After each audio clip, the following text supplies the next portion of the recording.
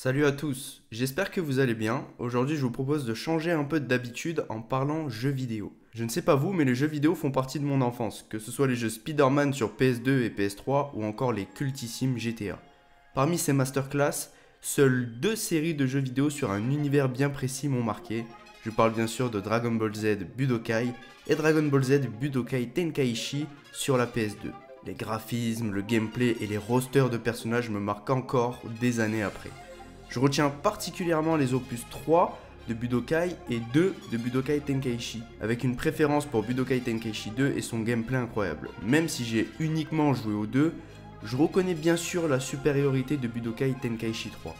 Ce jeu, c'est une version améliorée de Budokai Tenkaichi 2, avec beaucoup plus de personnages et de meilleurs graphismes et un mode histoire fourni comme jamais. Tous ces éléments font de ce jeu le plus grand jeu Dragon Ball de tous les temps selon la communauté. C'est pourquoi aujourd'hui, je vous propose de revenir sur l'histoire incroyable de ce jeu légendaire. C'est parti.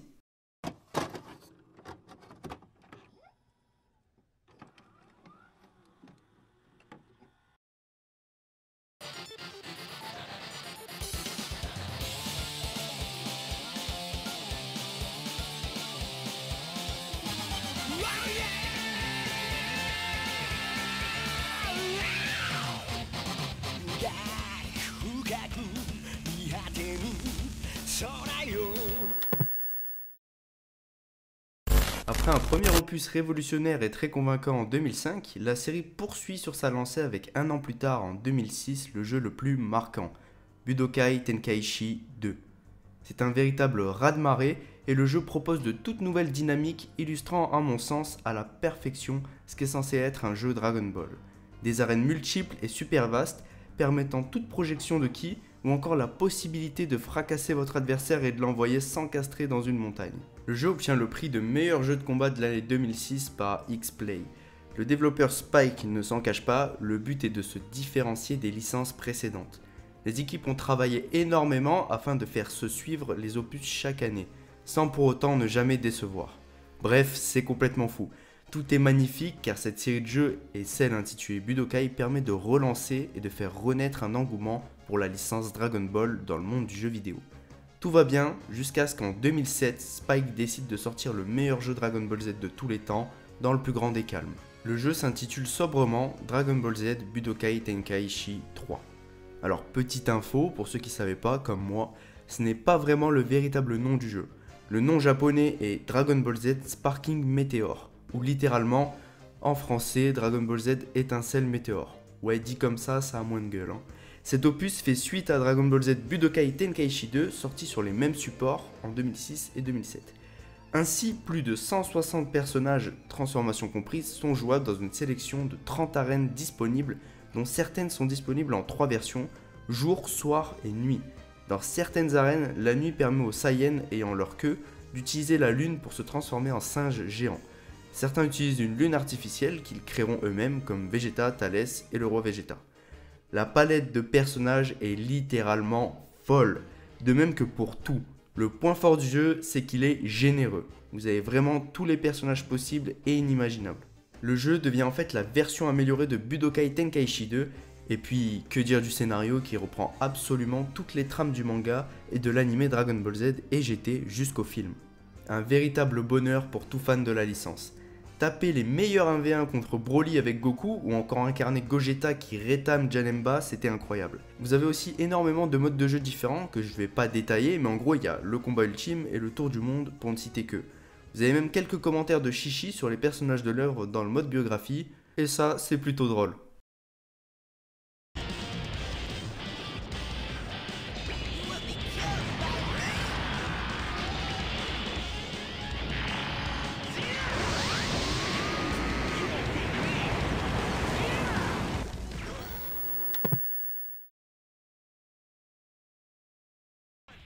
Une version améliorée sur plusieurs points, les graphismes sont légèrement meilleurs. C'est pas un truc de fou étant donné que les jeux se suivaient en termes de sortie, donc en soi la technologie augmentait mais pas de manière drastique. Et surtout le gameplay qui devenait plus nerveux et libre, les déplacements, les téléportations, c'était plus fidèle à Dragon Ball en tout point. Vous avez aussi le truc le plus cool du jeu avec les transformations en plein combat qui en plus ne vous coûte pas d'énergie ou quoi, ce qui rend la transformation super cheatée. Le fait que la plupart des personnages possèdent aussi toutes leurs différentes formes et itérations fait qu'avec le temps, ce point-là rend le jeu meilleur de par le fait de la volonté des développeurs actuels de fractionner leur jeu dans la boutique. Le jeu possède aussi plusieurs secrets sympathiques et autres easter eggs bien pensés dont je vais vous faire part. Au fur et à mesure que vous subissez des dégâts avec un personnage, vous pouvez les constater via sa tenue qui se dégrade petit à petit. C'est plutôt un détail super cool qui rend le jeu assez immersif. Et le truc qui rend ce détail encore plus génial, c'est que les dégâts que subissent les tenues et les personnages font référence directe aux dégâts qu'ils subissent dans l'anime et le manga. Autre détail très cool, dans les opus précédents et même celui-ci, vous pouvez avoir des sortes de scénarios what if qui mettent en scène des personnages plus ou moins secondaires de l'œuvre, de même que vous pouvez avoir des dialogues exclusifs d'avant et après combat entre un personnage et un autre. Par exemple, si vous prenez Goku adulte versus grand-père Sangohan, vous verrez de chouettes retrouvailles et des beaux dialogues. Vous avez encore plein de dialogues cachés, donc n'hésitez pas à tenter des combinaisons, ça peut être super sympa. Autre dialogue hyper touchant que je souhaitais vous montrer, c'est celui entre Goku et Mirai Gohan. En avant-combat, Goku demandera à Gohan comment il va, parce qu'il paraît triste. Et Gohan, quant à lui, sera heureux de retrouver son père. Si Mirai Gohan perd à l'issue du combat, Goku lui fera une sorte de morale afin qu'il reste fort pour protéger le futur. Et si Mirai Gohan gagne, il dira simplement à son père qu'il fait de son mieux. C'est super triste et en même temps c'est plutôt cool. Dernier détail super cool, c'est que la majorité des Saiyans peuvent se transformer en singes géants super cheatés lors des niveaux en pleine nuit. Quant aux Saiyans dits d'élite comme Vegeta, le roi Vegeta et Thalès, ils peuvent quant à eux faire des lunes artificielles afin de se transformer. Voilà, c'est génial de constater tous ces détails et secrets. Pour ceux qui souhaitent en connaître plus de secrets, je vous redirige vers la chaîne du youtubeur Kadazi qui publie régulièrement des vidéos reprenant multiples secrets et détails sur les anciens jeux Dragon Ball et surtout sur la licence Budokai Tenkaichi. Allez faire un tour, c'est plutôt sympa.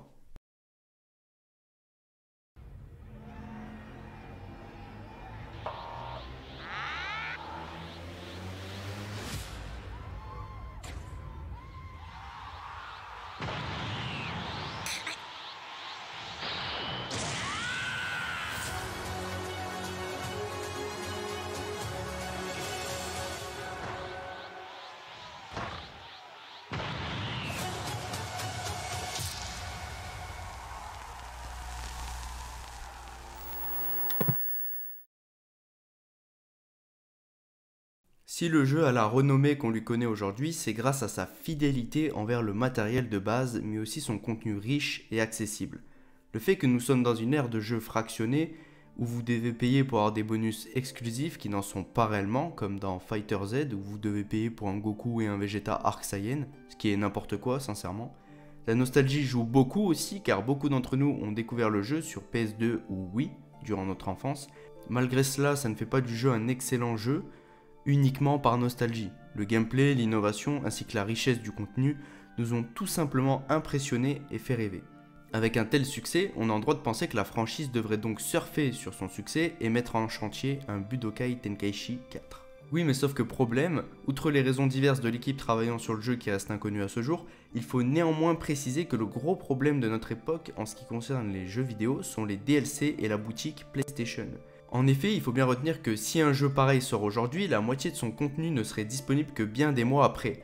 Une grande partie des personnages aussi d'ailleurs. Comme on a pu le constater avec les jeux DBZ Fighters et Kakarot. Un tel roster de personnages ne serait tout simplement pas possible car les développeurs l'ont bien compris, tu peux gagner bien plus en divisant ton jeu. Ce qui ne peut entraîner qu'une désillusion et une chute de la franchise, elle qui justement avait pour caractéristique un mode histoire fourni et des personnages en grand nombre. À part si les développeurs décident de sortir le jeu de façon complète, sans DLC ni rien, là je pense que ça sera un immense succès incontesté, mais si le jeu sort à la manière d'un DBZ Kakarot où une partie du contenu est payant, faisant revenir le jeu total à plus de 150 €, ce qui est extrêmement cher pour un jeu, là on ne peut que s'attendre à des polémiques et des mécontentements généraux qui ne paraîtront que justifiés. A voir déjà si le jeu est dans les tuyaux de Bandai, j'attends vos avis en commentaire. Alors petite edit, petite précision qui a son importance récemment, il y a eu l'annonce de la renaissance de la série Budokai Tenkaichi avec un 4e volet. Donc c'est arrivé récemment, là j'ai eu l'info lundi, on l'a vu passer. Je trouve ça formidable et c'est littéralement un rêve qui se réalise, mais malgré cela, je conserve toujours mes craintes quant au roster de personnages et les différents modes de jeu pour toutes les raisons que j'ai énoncées. Et voilà, c'était tout pour l'histoire de ce jeu culte qui a marqué des générations et qui fait encore parler de lui plus de 15 ans après. Vous avez remarqué que je suis pas un grand expert du monde du jeu vidéo, c'est pourquoi j'ai plus tenté une approche du jeu nostalgique et descriptif. Donc j'espère que vous avez apprécié la vidéo et que vous avez eu une bonne dose de nostalgie. Moi en tout cas j'ai apprécié faire cette vidéo et faire le travail de recherche à côté. Donc si la vidéo t'a plu, tu peux liker et t'abonner pour soutenir la chaîne et mon travail. Sur ce, prenez soin de vous, ciao.